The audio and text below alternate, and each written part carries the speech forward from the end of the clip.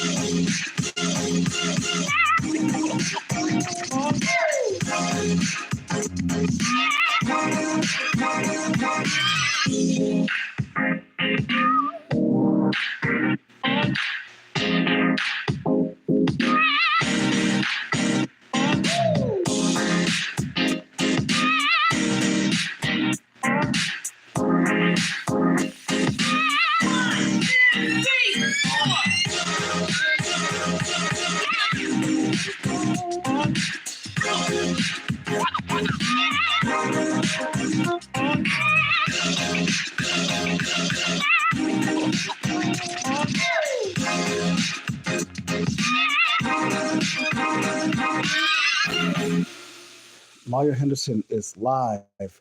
Welcome to the Lawyers and Podcast Show. Hit the thumbs up, like, share, and subscribe.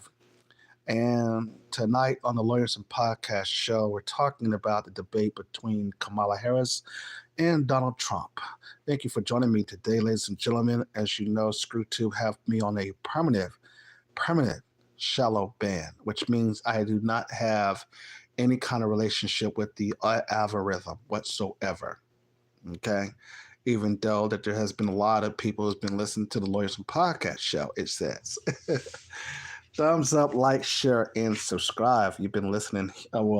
You've been basically, if you're tuning in, I should say, that we have a lot of interesting things to talk about, and also my prediction as to who would win based up on the current situation as far as looking at the battleground states, looking at everything about what's going on in the whole thing, and as far as who might win and who might of course lose the presidential I should say the White House.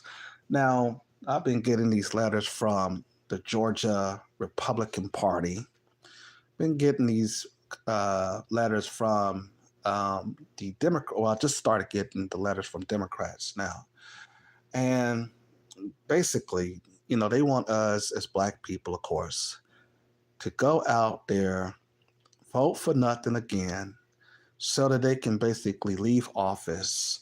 I mean, they can basically win and then basically go back to the White House and do nothing for Black folks.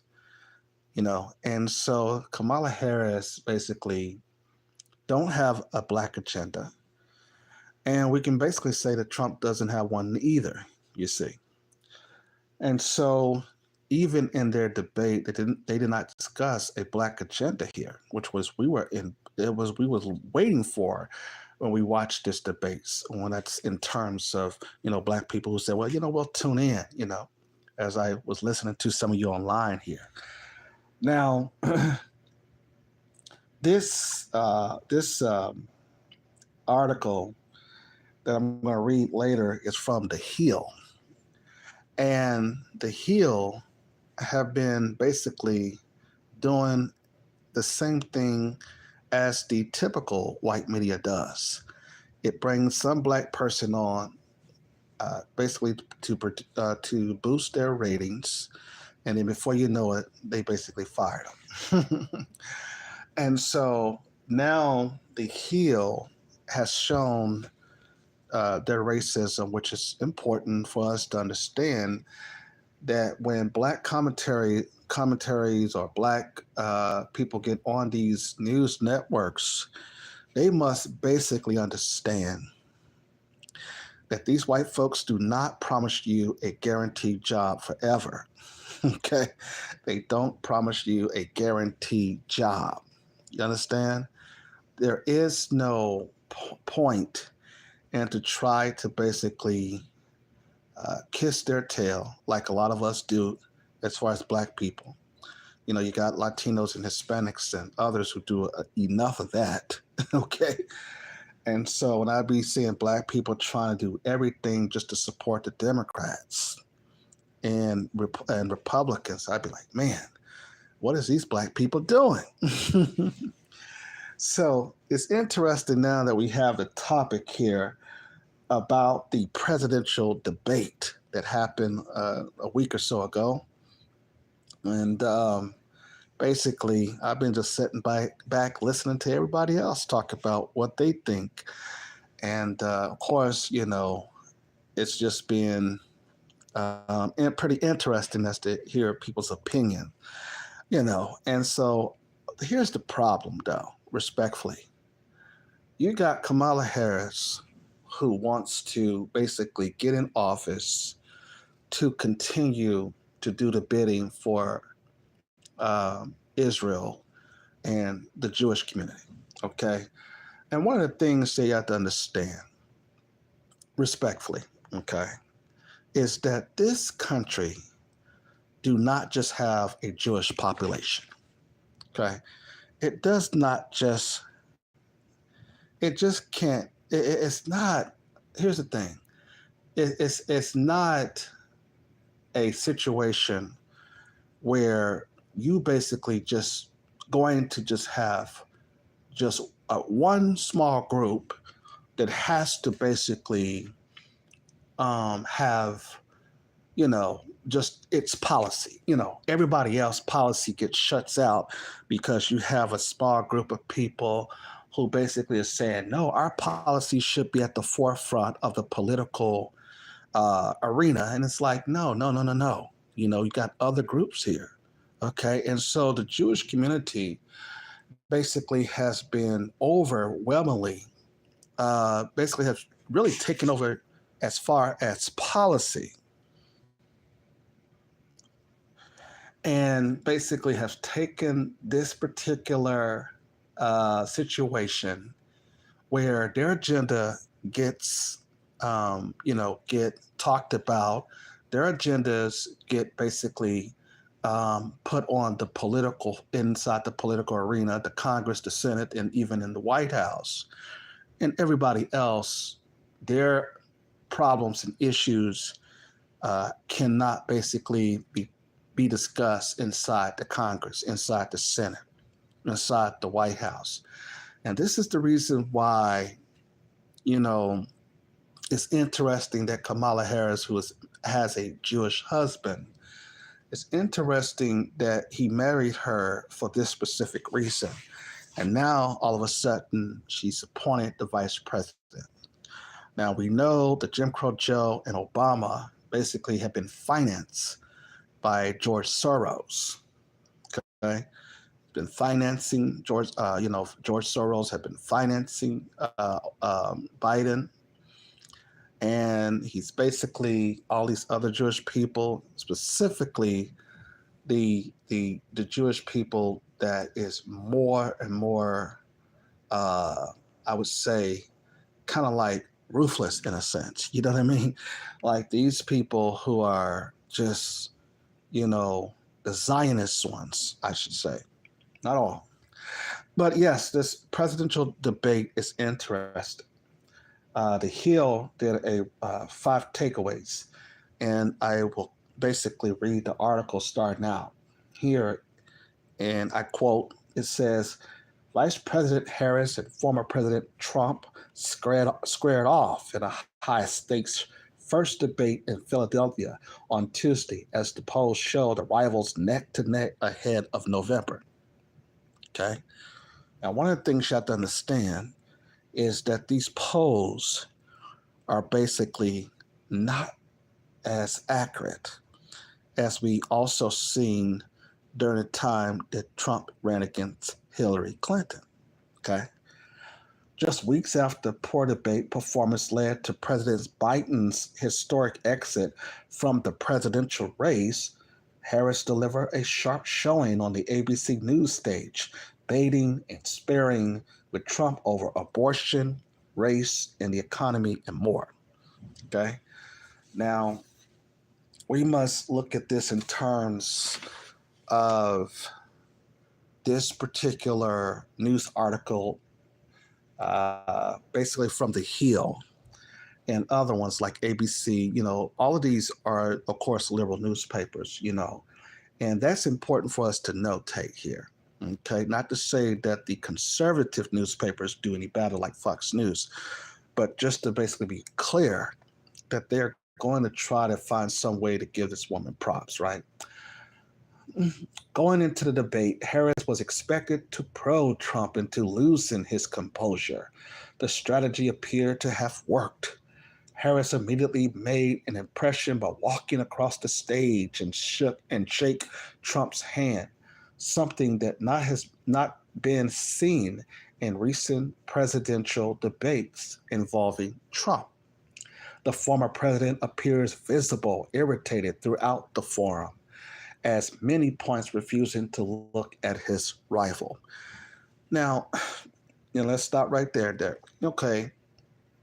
So that, in this presidential debate, after they had it, they basically said that Kamala Harris was coached. They were saying a lot of things about her as far as having an earpiece and things of that nature. So she basically was prepared. And it was very interesting, though, how she basically answers certain questions. Interestingly, for a person who, didn't get the questions beforehand. And I think somebody from ABC must have slipped her the questions beforehand. I really do believe that. Harris deployed several zingers against Trump, saying he was fired by 81 million people and that the Biden administration had cleaned up Donald Trump's mess. Now, that's interesting. Fired by 81 million people. Okay. When I go and look at the total number of people that vote, okay, of course, we have around 325 something million people in the United States, give or take, right? It is interesting that she said 81 million, though, okay, considering that we have that large number. The vast majority of people did not vote in the 2020 election. And that basically means that if she's including an overall 81 million people, that means that she's also talking about the people who voted Republican. But of course, Biden had won only by 4,800 votes, right? The article goes on to write here that Harris deployed let's read this again. It says here, Harris deployed several zingers against Trump, saying he was fired by 81 million people and that the Biden administration had cleaned up Donald Trump's mess. The vice president even hit Trump over cross sizes at his rallies, Trump over crowd sizes at his rallies, which Trump was quick to hit back on. I'm going to invite you to attend one of Donald Trump rallies because it's really interesting thing to watch, Harris said.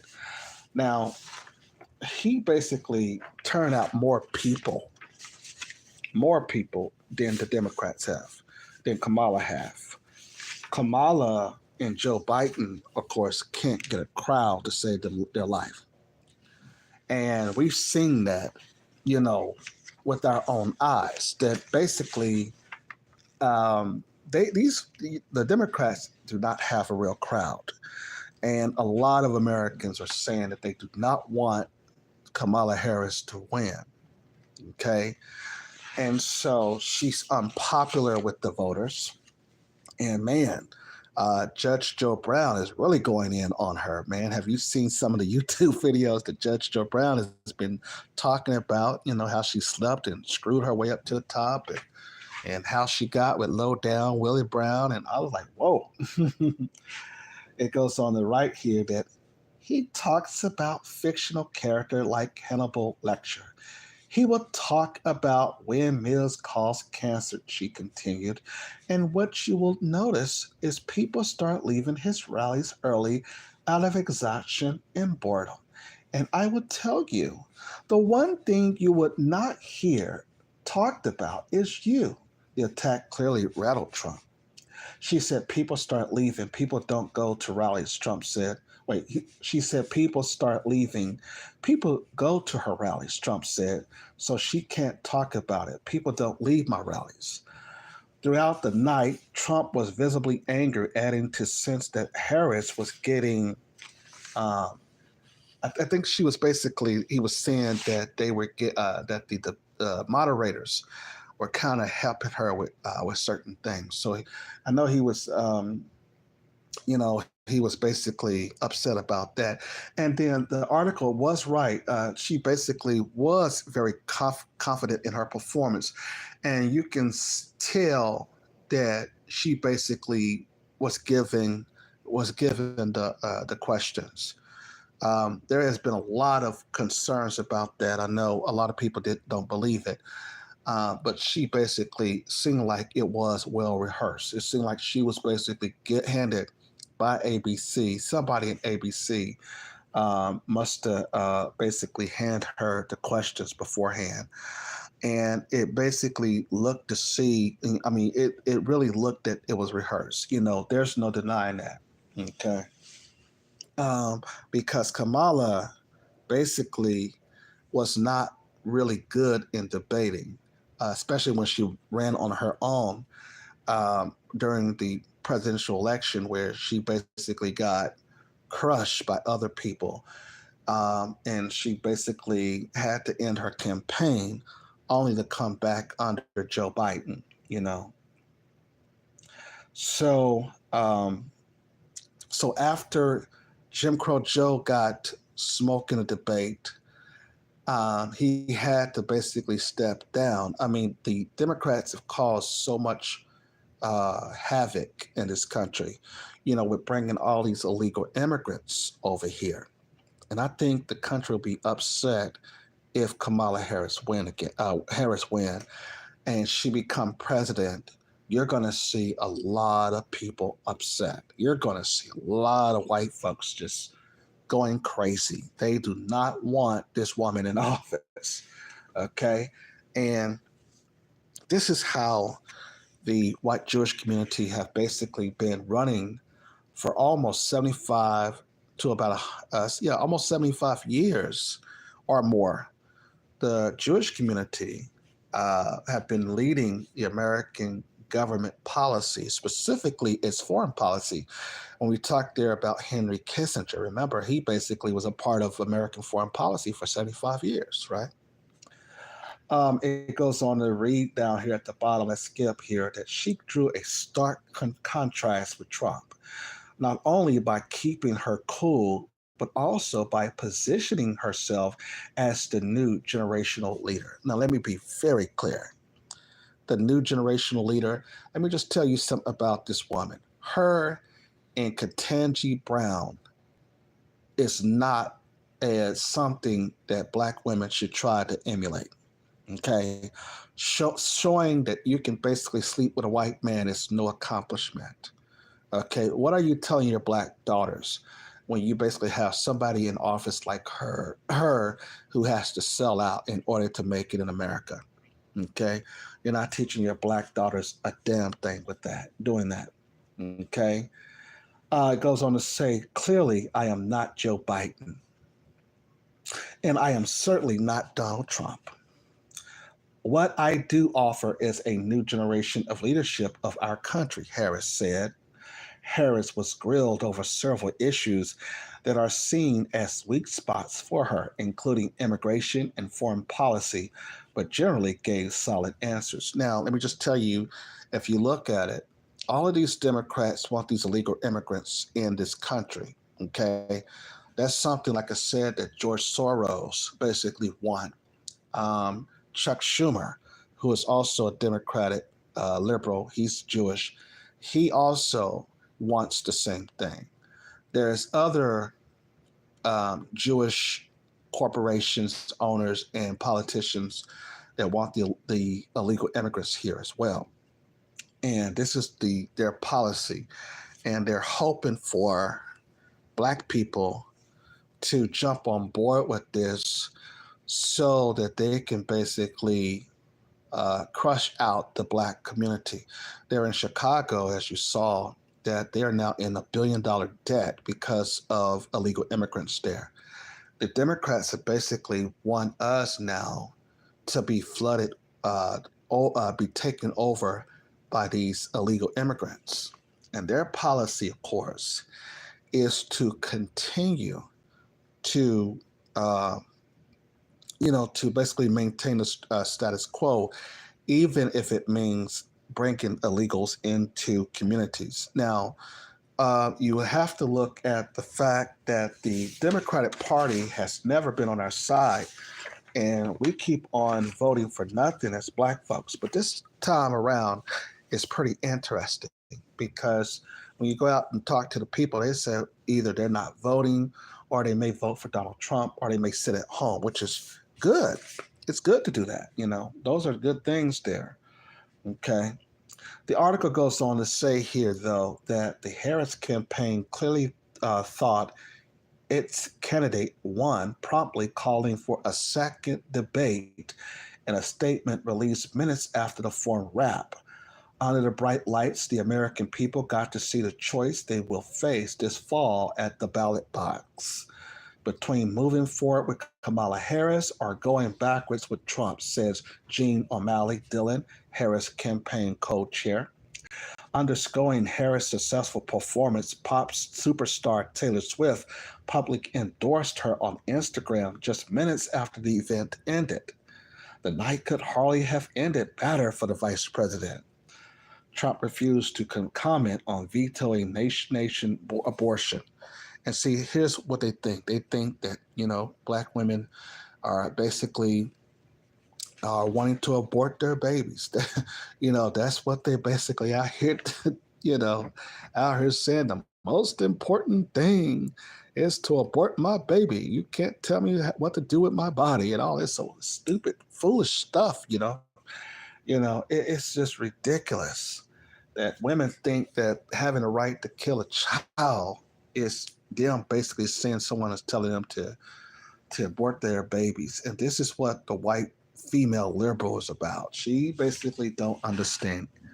Well, she understands, but she basically, I guess, don't want children, because they out here talking all about abortion and killing children here, and they even brought some Black women on to basically support this mess, but that's not a Black agenda for a Black woman. That's not a Black agenda for Black people in general. Okay. Thumbs up, like, share, and subscribe. You're listening to the Lawyer Henderson podcast show.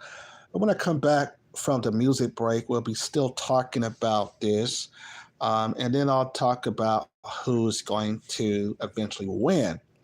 Now, we're going to be talking about this Alan Littman, who claims that he has this 13 key process, claiming that he predicts that Kamala Harris will be the next president of the United States. Stay with us here in the Lawyers and Podcast Show.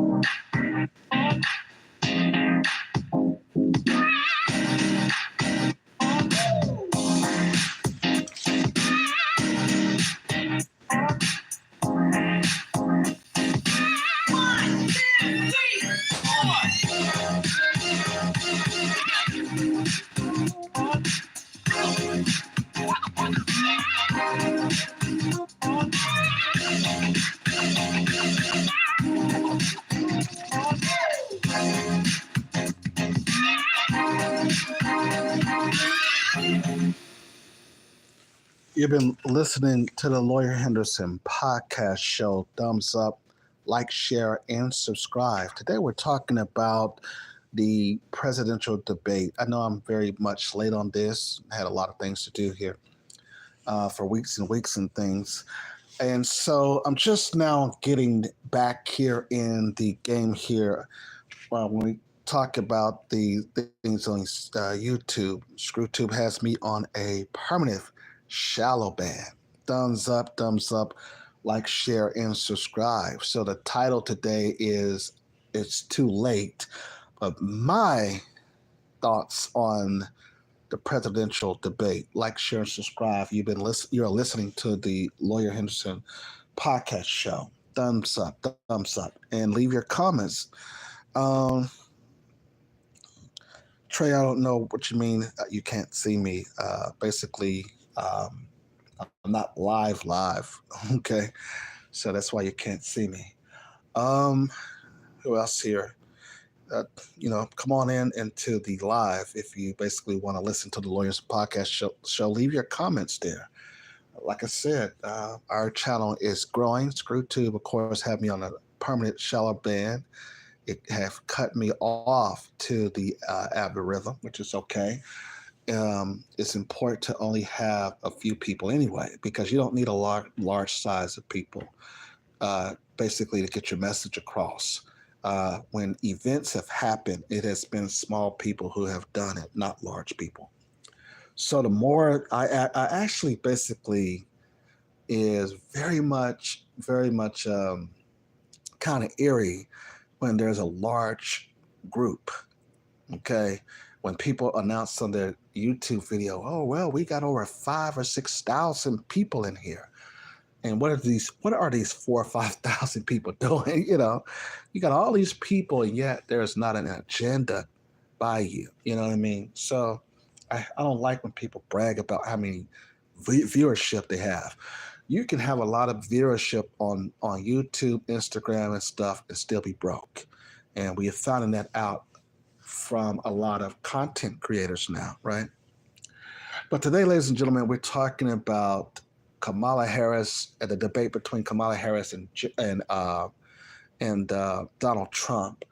And before we went on a music break, the moderators, the article was right, like Lindsay Davis. They were her and she and David Noor was trying to basically get Trump to admit whether or not if he will be willing to sign a abortion ban and all this stuff. You see, and like I told you, these the white liberals and the white media has an obsession with killing children. They just have an obsession of that obsession with this. You have to understand that. It goes on to say one of the moderators, Lindsay Davis, urged Trump toward a yes or no answer, noting that his running mate, Ohio Senator J.D. Vance, a Republican, said last month Trump would shoot down a proposal if it came to his desk. I didn't discuss it with JD. In all fairness, I don't mind if he had a certain view, Trump said, dodging a direct answer.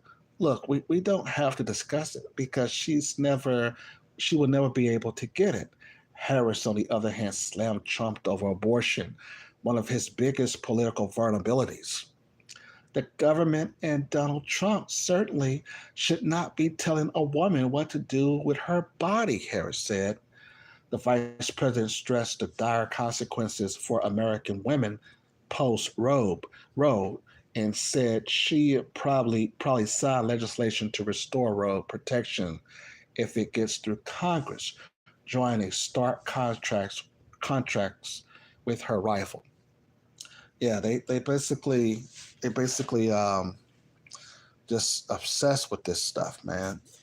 There's no real agenda, no policies, nothing to talk about real issues economically here. Okay, right.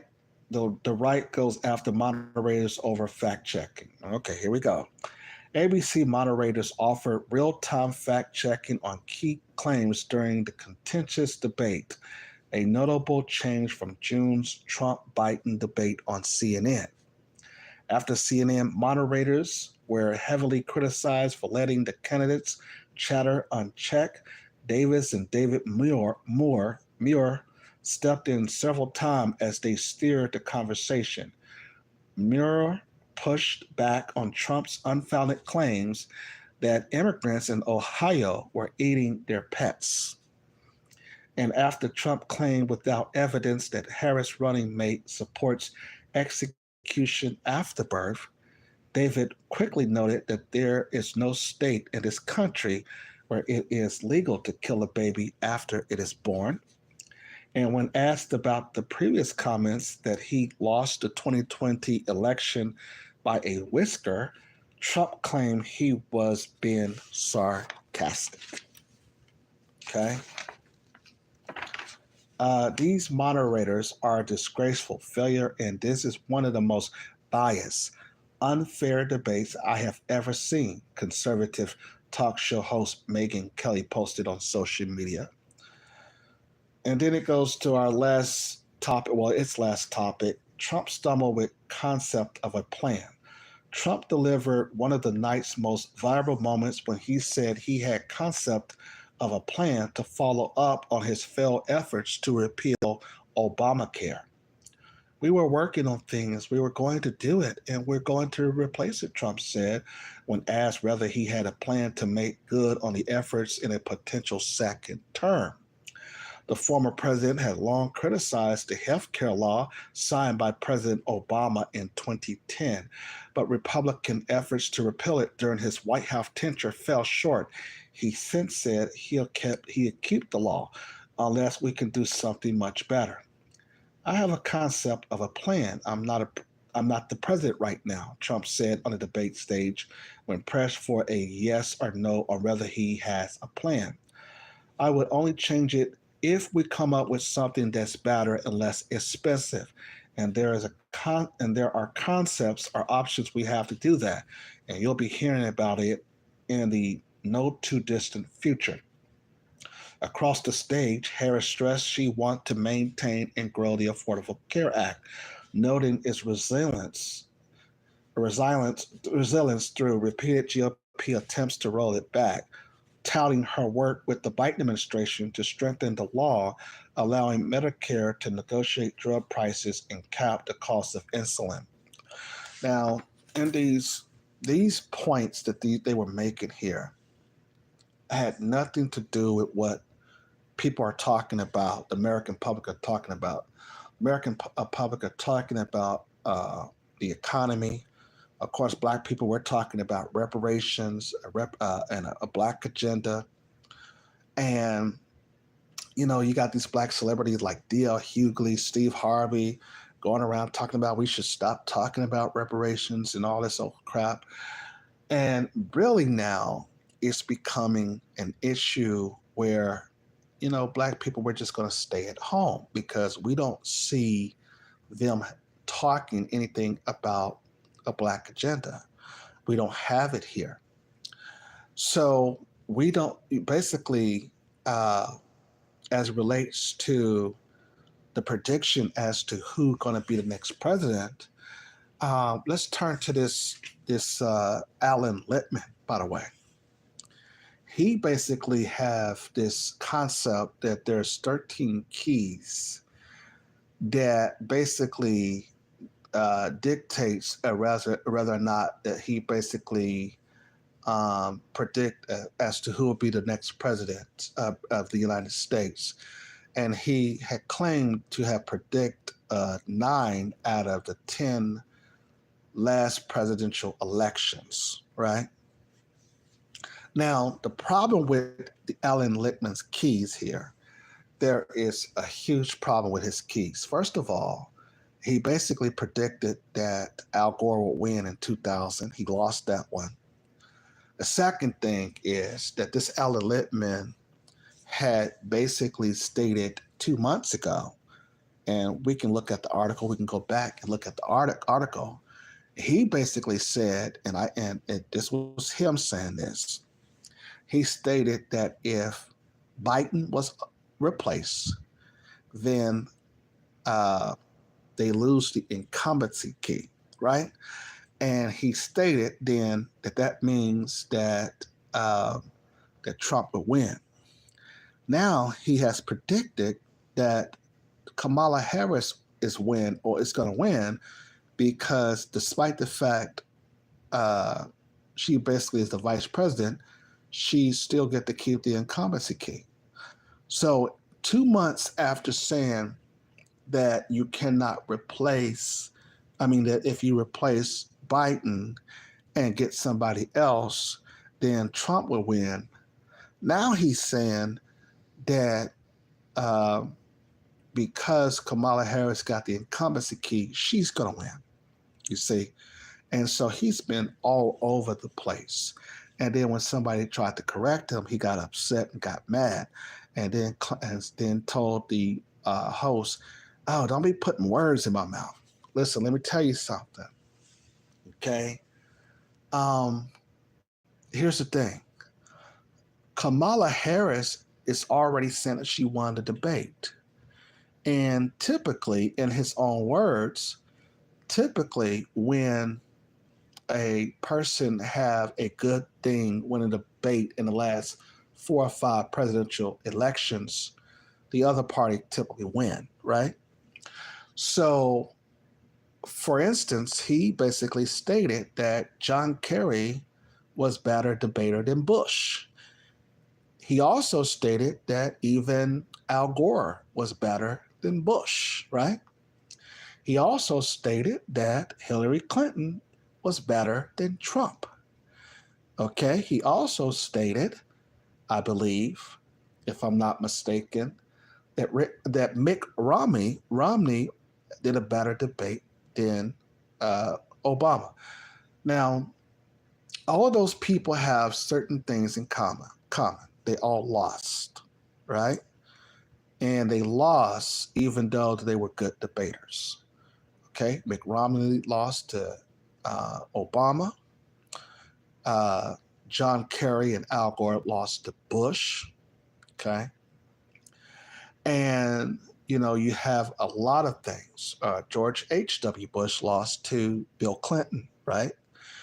So you have this man saying the obvious, that when he predict these things by using his 13 keys, it was obvious that he can pick the last presidential debates, which I don't think that he picked all 10, but let's give him that credit. Let's say that he did. He got the Bush and Gore wrong, okay? And he also going to get Kamala Harris and Donald Trump wrong. Now, here's why I believe that Donald Trump will still win. When you basically look at what they did in 2000 with Bush and Gore, right? It stopped at 2 o'clock, just like it did with Trump and Joe Biden. It stopped at 2 o'clock. Okay, it's going to have Kamala winning. It's going to have Kamala winning. It's going to have Kamala winning. And then at 2 o'clock, the votes are going to be in, and it's going to be messy, and the Supreme Court is going to rule that Donald Trump is going to be the winner. That's how it's going to be. Okay, he's going to win based upon a Supreme Court ruling, which is, if you go back and look at it, which is why he put the conservative judges on the U.S. Supreme Court. Okay. Now, it might be up to the Supreme Court, or it might be up to the Supreme Court in a certain state, right? But when Alan Lippman said that Kamala Harris would be the next president of the United States, what he is basically saying there is that she's going to get the popular vote. Now, if she does get the popular vote, that doesn't mean she's going to win the Electoral College. The other thing about this particular situation here regarding Alan Littman, when he get this prediction wrong, what he's going to say was, well, if you go back to my commentary when I said when uh, when you lose the incumbency key, the other party wins the presidency. That's the reason why he said that prior to saying Kamala Harris would win. In addition to that, he basically also stated that people will have to show up masses to vote, in which Kamala Harris don't have masses of people wanting her in office. That's another problem. So black people, of course, are either staying home. Some of them said that they're going to be voting for Donald Trump. And then you have a few black people who are going to vote for Kamala Harris. But here's going to be the issue. They're not going to be, they are not going to be able to get over the threshold. Okay. She's not going to be able to get over the threshold of the 270 at 2 o'clock in the morning. Okay. She's not going to be able to do it, which is why one of the states, and I think it's going to be Pennsylvania, or possibly here in Georgia, who's going to declare that Donald Trump won. Okay. And another thing is, I told you a long time ago, if you've been listening, that Kamala Harris did not join yet, if I'm not mistaken. She is not a part of the Bilderberg Group or the Councils on Foreign Relations. Typically, in order to be the president, you have to be a part of one of those family members to be the president. Obama is from the Council on Foreign Relations. George Bush, his father, all of them is from the Council on Foreign Relations. Okay? Trump is a part of the Bilderberg Group. So is Bill Clinton. So is Hillary Clinton. And guess what? They have all been what? Presidents. From my understanding, Al Gore was never a part of it. Okay? Mitt Romney was not a part of it.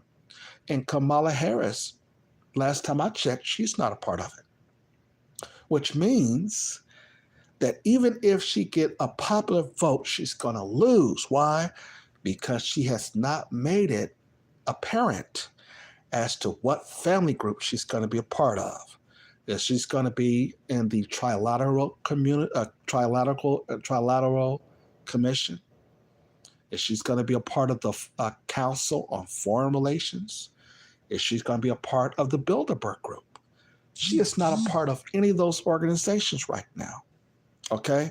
Which is why she is not going to be the president. In order for you to be president in the United States, you have to be a member of one of those organizations. Donald Trump won, and Hillary Clinton was basically, both of them, of course, was a part of the Bilderberg family, which is why she ran, but she lost against another person who was what? A part of the Bilderberg Group. Okay? And so because Kamala Harris is not a part of the trilateral commission, I should say, I'm sorry, the trilateral commission, she's not a part of the Council on Foreign Relations. She's not a part of the Bilderberg Group. And because she's not a part of any of those organizations, I don't know if she had basically signed up for it. I have to go check. But if she's not a part of any of those organizations, it's going to appear that she won. But there's going to be somebody who's going to step in and say, no, you got to give it to Donald Trump. Okay? Why? Because he's a member of one of our groups. Okay? And this is what the elitists are going to say. These people who, we're not talking about the elites in Washington. We're talking about the big boys. We're talking about the people who control and run the economic system of America. We're talking about the corporation who owns everything. Okay? We're talking about the people like BlackRock, the people like, these huge big people. These are the people who elect your president. They just use the electoral college as to hide their position.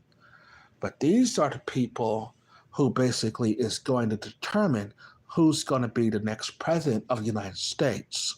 And if Kamala Harris do win, she has to immediately be a part of that group. And if she refused to be a part of of the Council on Foreign Relations, then she is not going to be president. Okay, doesn't matter who who thinks she's going to win. Like I said, I got to look and see if she's a part of one of those groups because it doesn't say that she is. And so if she's not a part of the group, she's not going to win. She's not going to be president. They're going to stop her. Okay, there's the Supreme Court. They're going to reach out to the Supreme Court or whatever state, and they're going to say, no, this woman is not even part of our the Bilderberg group. She's not a part of the Council on Foreign Relations. And if she's not a part of those organizations, she can't be president unless she basically go ahead and do it now. And you're going to see that if she basically refuses, she's not going to be the president, which is why I predict Donald Trump will be the next president of these United States.